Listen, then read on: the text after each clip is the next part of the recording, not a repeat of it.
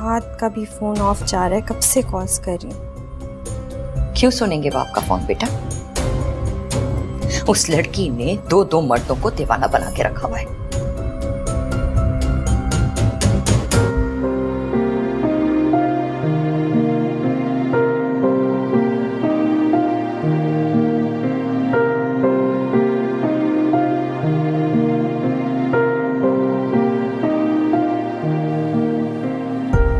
हाँ मीरा बोलो। Phone of जा रहा था। ड्राइमा ठीक है? पता नहीं क्या मतलब है?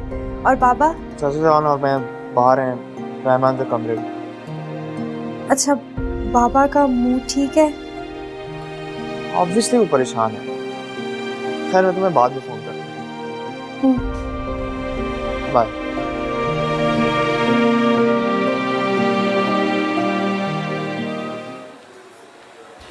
आप थक जाएंगे, आप बैठ जाएं। क्या बैठ जाओ? हर वक्त ऐसे झूठे इल्जाम लगाती रहती हैं रहमा पे। क्या कह सकता हूँ चाचा जान। तुम यकीन करो, मतलब मैं शर्मिंदगी के दलदल में उतर जाता हूँ रहमा के सामने। क्या कह सकता हूँ? मतलब तुम्हें लगता है कि रहमा ये चंदन का हार चुराएगी? तुम्हें अंदाजा नहीं है कितने सोने के सेट चढ़ाए मैंने शादी में उसको। जानता हूँ कि बेगम सरकार ऐसी नहीं है।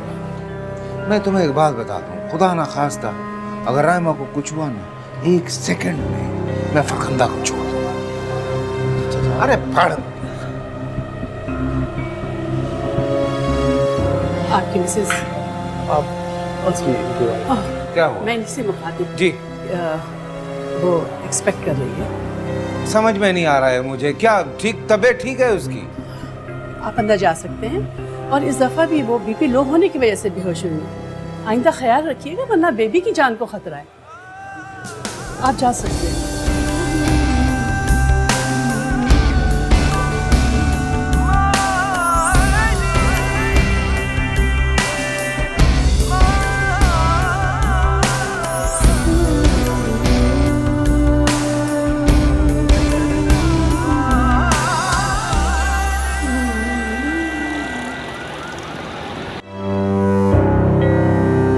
क्या हुआ था लाडली बेगम को? हमीजान, आप राइमा पे रोज नए नए इल्जाम ना लगाया करें। हम इल्जाम लगाते हैं। राइमा की पोजीशन इस घर में अब और मजबूत होने लगी।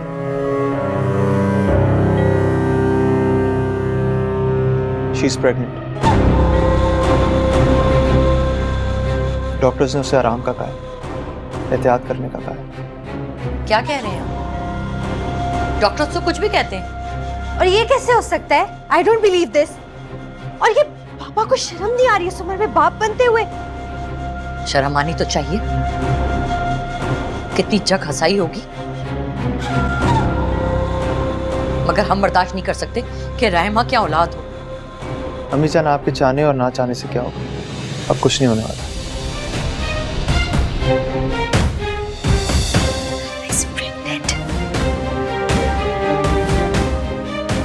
Unbelievable.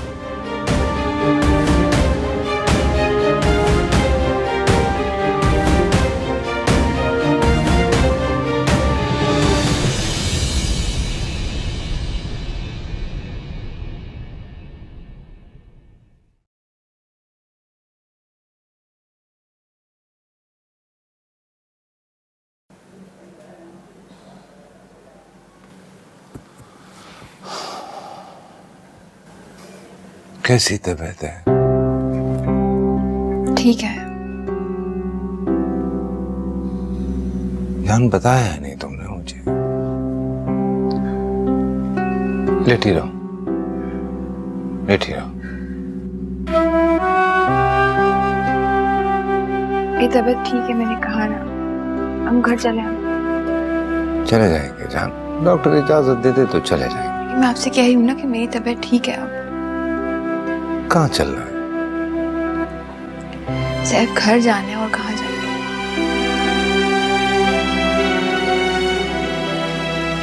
रहमा, तुम्हारे घर चलते हैं। नहीं, मुझे उसी घर जाना है जहाँ आपकी पहली बीवी और बेटी हैं।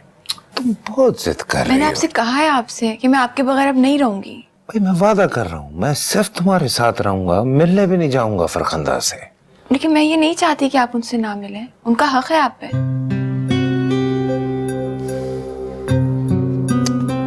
तुम ऐसा सोचती हो। सबकी अपनी अपनी सोच होती है। जैसा तुम सोचती हो ऐसा वो क्यों नहीं सोचती? कैसी हैं Mrs Saifur Rahman? I'm fine. मैं घर जा सकती हूँ ना? बिल्कुल जा सकती हैं, बस आपको एहतियात की सख्त ज़रूरत है। और सर, अपनी मिसेस का बेहद ख्याल रखिएगा ताकि आइंदा आने वाले चंद माह में आपके हाथों में एक खूबसूरत बच्चा आ सके। जैसा आप कह रही हैं ऐसा ही होगा। Best of luck. Thank you.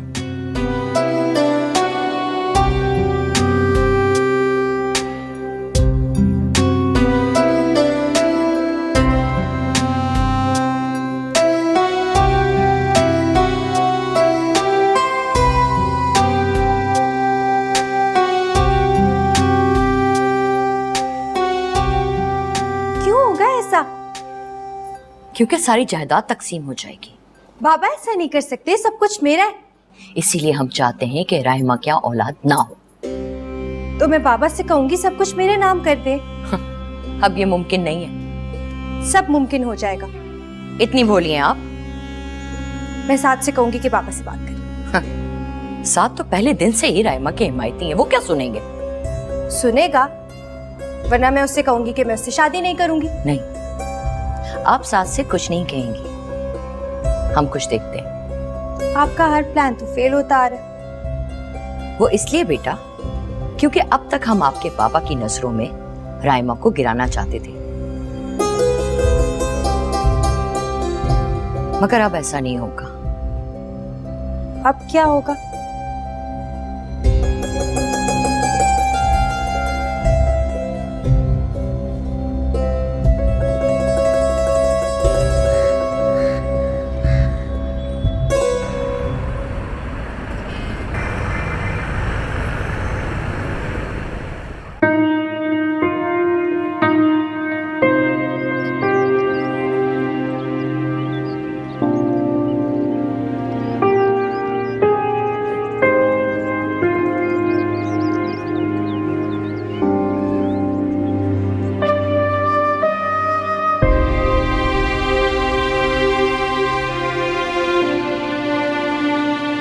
बच्चा पैदा करेंगे आप। सरदार साहब की जिंदगी कितनी रह गई है और आप उनका बच्चा पैदा कर रही हैं। कैसी बातें कर रही हैं आप?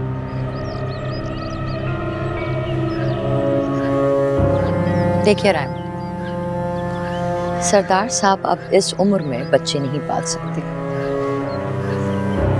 ये सारी जायदाद, सब कुछ हमारी अबीरा का है। आपको तो एक दहला भी नहीं मिलेगा।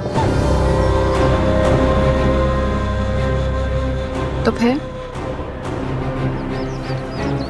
फिर बच्चा मत पैदा कीजिए।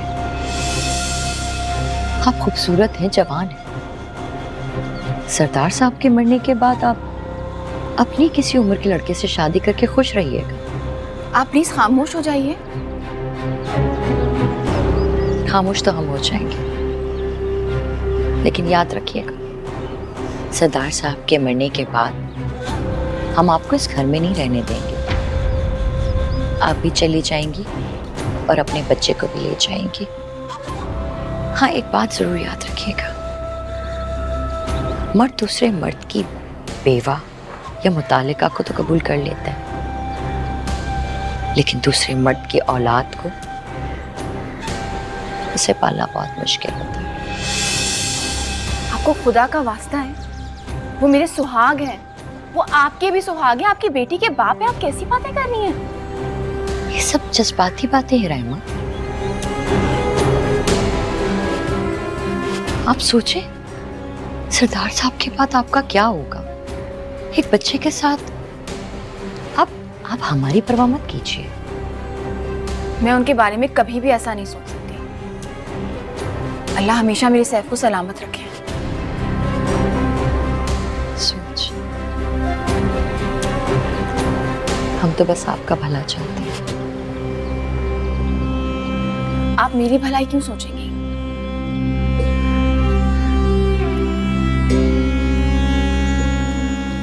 तरस आता है हमें आप पे। सरदार साहब के मरने के बाद एक बच्चे के साथ पहाड़ जैसी जिंदगी कैसे गुजारेंगी आप? सोचा है आपने कभी? देखिए राइमा, आप हमारी बात माने और इस मामले को यही रफा दफा कर दें। मैं माँ बनने वाली हूँ, मैं कातिल नहीं बनूंगी। और आप अपना तरस और अपनी हमदर्दी अपने पास रखें। ठीक है, जैसे आपकी मर्जी।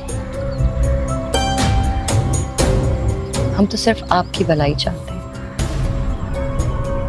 बहुत शुक्रिया।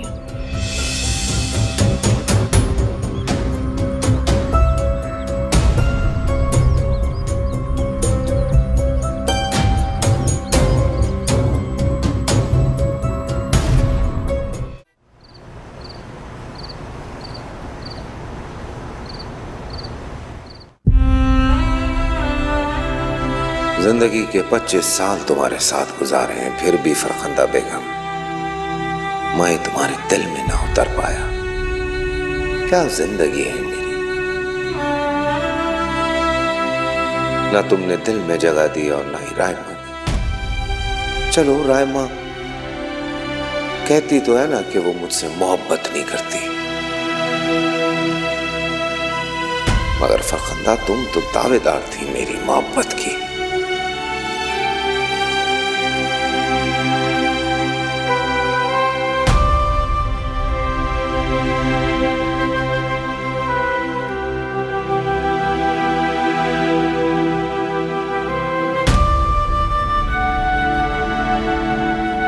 सर, अभी भी जाग रहे हैं? सोए क्यों नहीं है? प्यास लगी थी, पानी पीने उठा तो फिर बस। उठा देते ना मुझे, लाऊं पानी? नहीं पी लिया मैंने, तुम सो जाओ।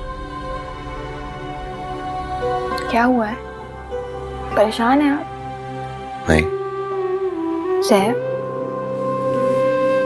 आप अपनी परेशानी मुझसे शेयर कर सकते हैं। जान, तुम्हारे लिए नींद जरूरी है। मैं क्या कह रही हूँ? किस बात की वजह से आप परेशान हैं, मुझे बताइए।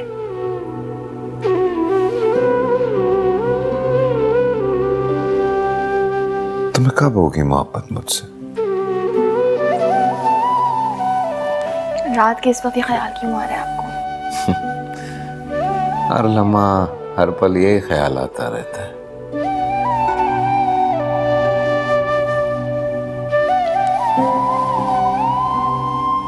मैं करती हूँ आपसे मोहब्बत।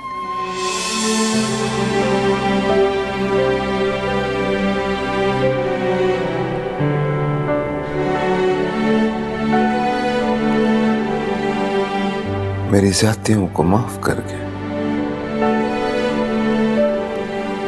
दिल की गहराइयों से सच कह रही हूँ, मैं करती हूँ आपसे मोहब्बत।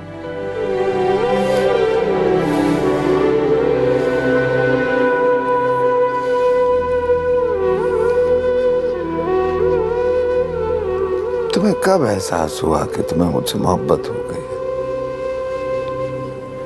जिस रोज फरखंदा आपा ने मुझ पे और साथ पे इल्जाम लगाया था, मैंने देखा था आपकी आंखों में जर्रा बराबर भी शक नहीं था मेरे लिए। आपके एतबार ने मुझे घुटने टेकने पे मजबूर कर दिया सर। ऐसा? इतनी बड़ी बात होने के बावजूद आपने एक बार भी मुझ पे शक नहीं किया। यह आपका ज़र्फ और आपकी मोहब्बत है ना? मेरा यकीन करें। मुझे यकीन कि तुम्हें मोहब्बत हो गई है मुझसे। इतनी जल्दी यकीन कर लिया आपने? रहमा, आज जिस तरह से तुमने फरखंदा को जवाब दिए हैं उससे तो। आपने सुना था? उन्हें प्लीज कुछ मत कहिएगा, वरना वो समझेंगी मैंने शिकायत लगा दी आपसे। परेशान मत हो जा, बस पता चल गया कि किसके लिए क्या हूं।